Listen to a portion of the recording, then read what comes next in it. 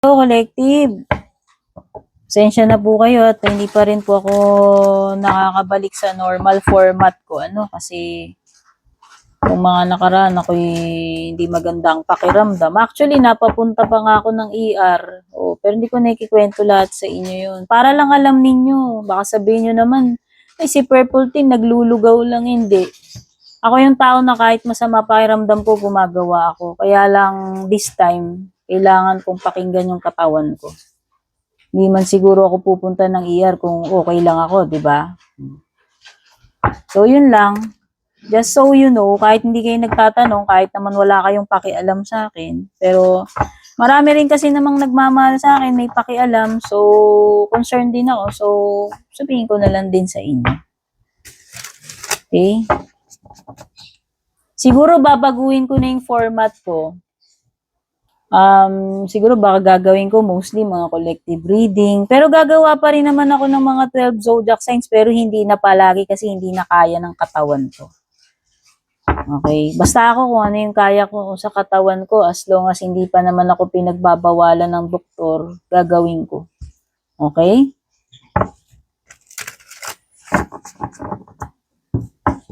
Hindi naman ako yung taong inarte. Pag kahit nga meron ako nararamdaman, gumagawa ako eh. Kaya lang, alam mo eh, pag hindi kaya eh. Di ba? So, ito ay timeless reading kahit na anong sign ninyo. Na kung nakaka-relate kayo, kunin nyo lang ano yung mga makakatulong sitwasyon ninyo, nag-a-apply sa sitwasyon ninyo. Pag hindi, huwag nyo i-include yun. Huwag nyo kunin.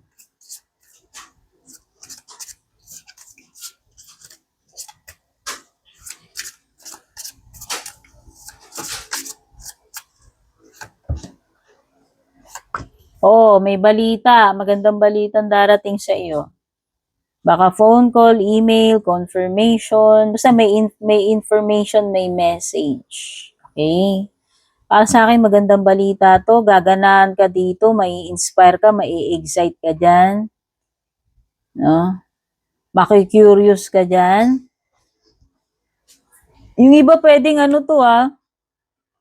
beginning, new contract, new job, or kung ano man itong bago mo sisimulan. Basta nakaka-excite, nakakatuwa, itong magandang balita ito sa'yo. Pwedeng iba, good news na related sa nakababatang kapatid ninyo, sa anak ninyo, no? Basta merong magandang balita.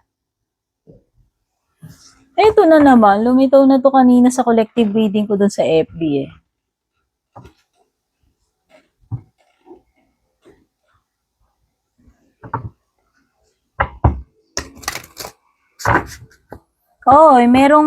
Meron ditong uuwi uli.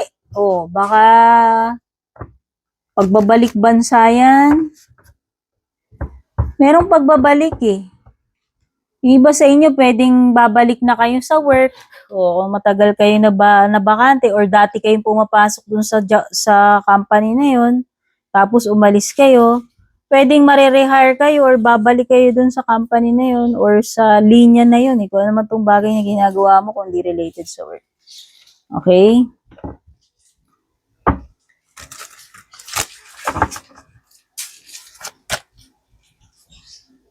May mga bagay na babalik sa dati. Oo. Pilit mong baguhin, talikuran, pwedeng babalik at babalik ka pa rin dun sa mga bagay na dati. Kumbaga marirealize mo na ito talaga yung home mo, babalik ka rin pala rito. Ganyan yung energy. Di ba may success? Sabi ko sa iyo. Kaya nga kung may mga job applications ka, messages, ano man 'tong mga gagawin mo, ito na yung success. Ito na yung sign na maka-hire ka or darating na hinihintay mong balita o kung ano may ini-expect mo na yan. Pero meron ka ring magagawa rito na successful eh. May mga rewards eh. May mga magagandang outcome dito. By the way, maraming pera to kung sakasakali. So, ibig sabihin, maganda yung magiging salary mo rito, maganda yung kikitain mo, di ba? Magagawa mo tong bagay na to successfully. Achievement, success. Rewards yan.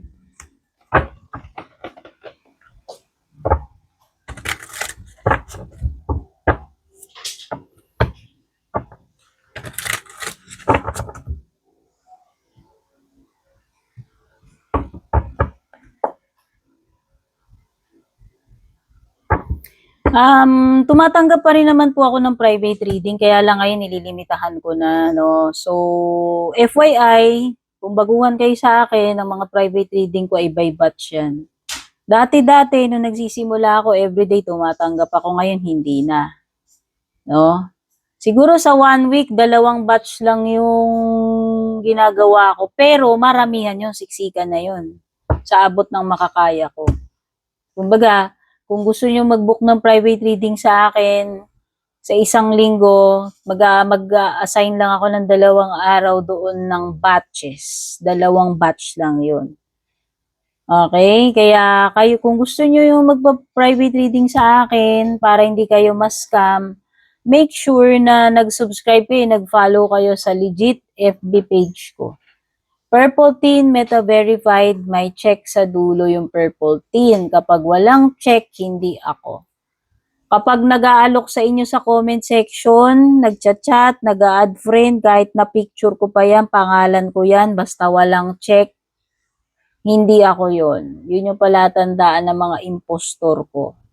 Kaya kayo yung mag-PPM sa akin, ha? Kung sa YT ka, YouTube ka nanonood, nilalagay ko sa description, basahin niyo yung mga nakasulat yan sa ibaba ng video. Nandyan yung link sa video, sa papunta sa FB page ko na legit, itap niyo yung mapupunta na kayo doon. Nandyan din po yung mga product link ng mga bracelet na sinusuot ko. Ayan. Oh, eto, hindi ako nagtitinda nito. Pero, isi-share ko sa inyo yung product link kung saan nyo mabibili itong magandang bracelet ko. Right now, ito yung suot ko, yung Evil Eye bracelet. O, diba? Ganda ng pagka-blue, tas kumikinang. So, lahat ng mga sinusuot, except ito, hindi ko to ibibigay sa inyo, akin ito. Tsaka hindi ako nagbebenta, okay? Sinishare ko lang yung mga product link kung saan ninyo ma-check out, okay?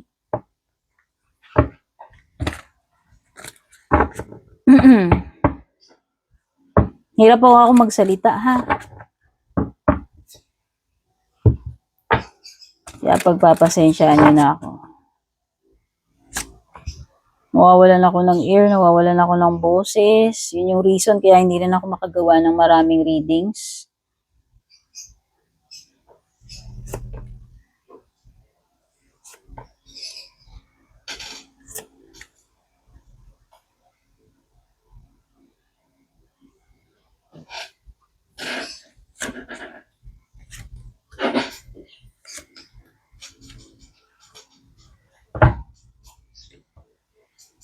Okay, so itong reading na to para sa kahit na anong sign. Pero kung meron ako nakikitang zodiac sign na lumalabas sa card, babanggitin ko. O lumitaw si Strength card, si Leo.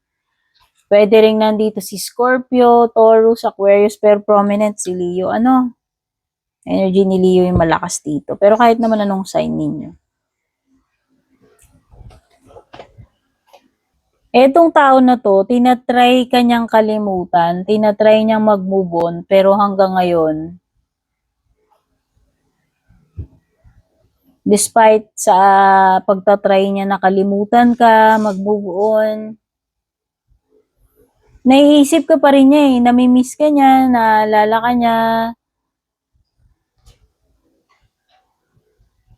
dinidaydream ka pa rin itong tao na to, pero tinry niya nang lumayo sa'yo, or kung sino man ang lumayo sa inyo, tinry ka niyang kalimutan, pero siguro para sa kanya sadyang mahirap kang kalimutan.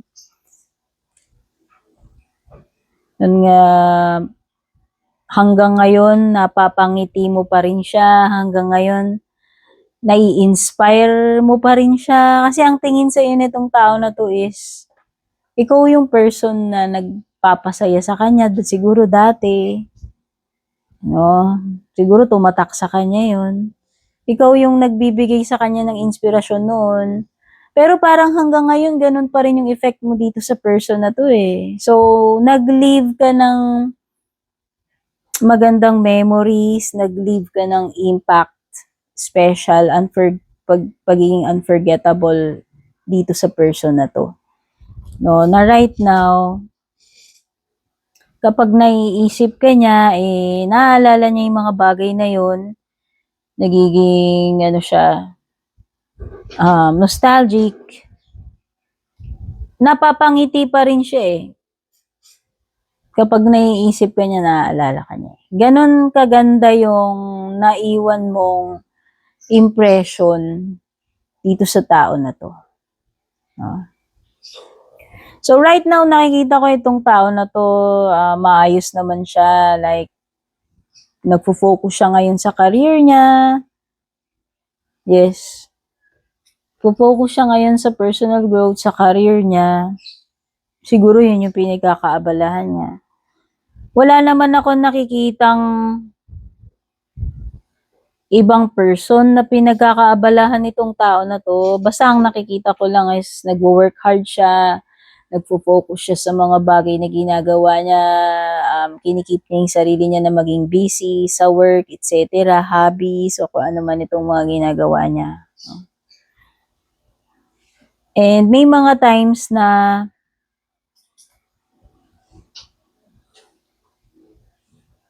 pag naalala ka nga niya, naisip ka niya, napapangiti pa rin siya. Nai-inspire pa rin siya sa'yo. So, ang ganda ng, ang ganda ng naging contribution mo dito sa tao na to.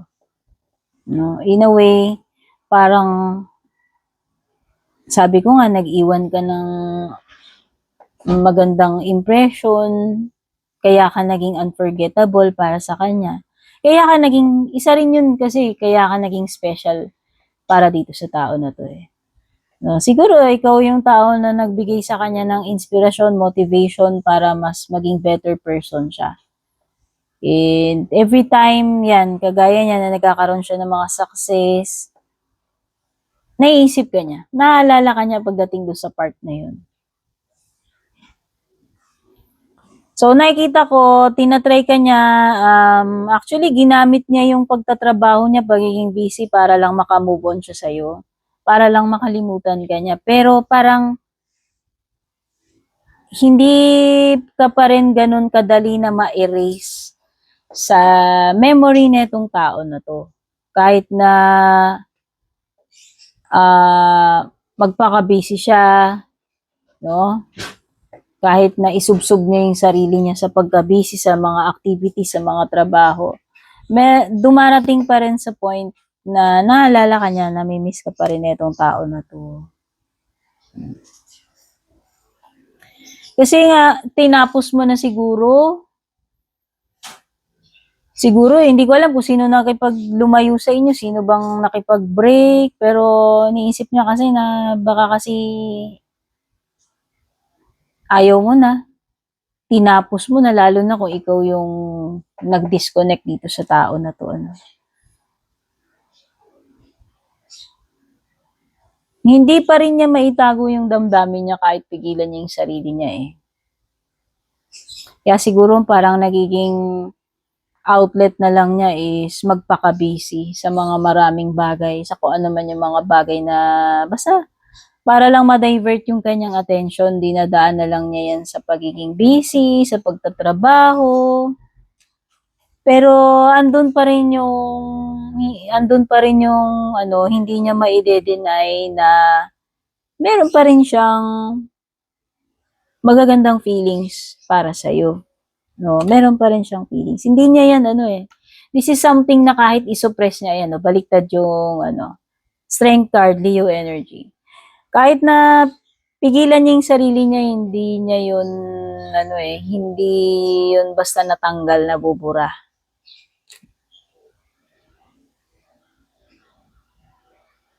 Or nakikita ko binibuild niya yung sarili niya sa ngayon, nagpo-focus siya sa sarili niya. Para kasing nawalan ng tong tao na to parang binasag mo siguro yung self-esteem na itong tao na to.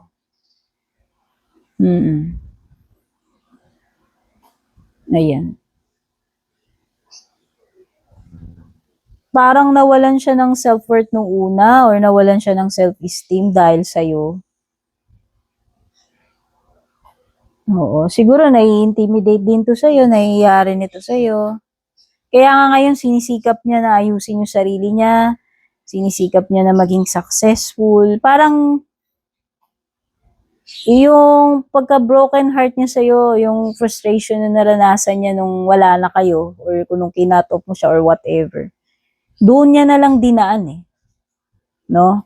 Which is good kasi, kaysa naman makipaglandian siya sa iba, mag-aksaya siya ng oras niya, para sa akin maganda na rin yung naging outlet niya na i-google na lang niya yun sa sarili niya, sa personal growth, sa career niya, kaysa naman kung ano-ano yung pagkakaabalahan niya. Kasi nga, hindi pa rin naman siya totally naka-move on sa'yo. Although, sabi ko nga, nagtatry siya, pero alam mo yun, nandun pa rin yung ano nandun pa rin yung mga bakas mo sa puso niya, hindi pa rin totally nawawala. Ayan o. Wala siyang nililigawan ngayon, wala tong pinopormahan. Basta ikaw, naalala ka niya, nagiging happy siya, and nai-inspire siya sa'yo, lalo siyang namomotivate na mag-work harder, maging better person, ayusin niya yung sarili niya, ayusin niya yung buhay niya. Yun yung magandang impact mo dito sa person na to. Oh. Bagamat meron tong mga feelings pa rin sa'yo, alam mo yun, parang wala naman ako nakikita na magre-reach out siya or magti-take action siya sa ngayon kasi wala ako nakikita, baliktad yung Knight of Cups, ano?